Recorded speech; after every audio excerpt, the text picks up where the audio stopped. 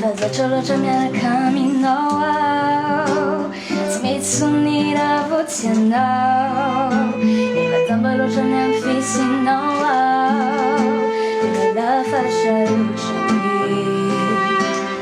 manebona raha vao tsy hainao tiako ny anarana foana no tantazaiko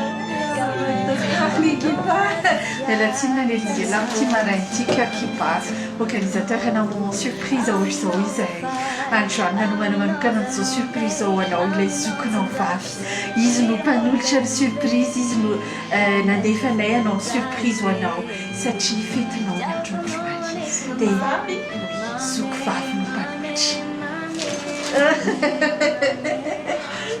C'est votre anniversaire? Ah d'accord, bon anniversaire à vous. Merci beaucoup. Merci bien. Prestation Oui, merci. Olona tsy fantatro daholo zegny fa chaque fois mijery dia latsaka raha masotro zao foana tsy hoe wow.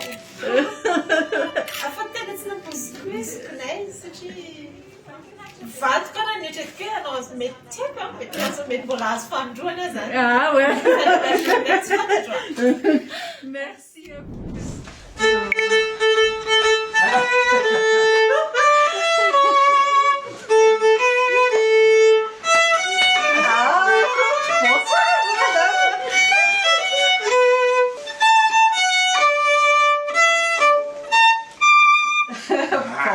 Madame Nikita, tsy vahiny miadana raha samy miadana ianao androany ary tiana raha samy tiana ianao.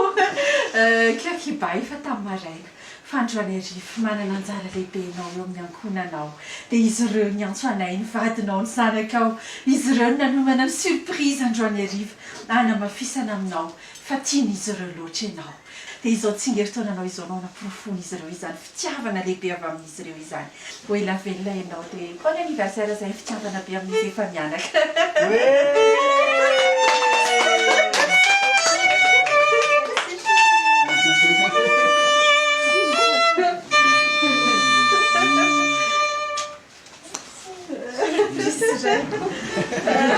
Non penso che mi sia surpresa.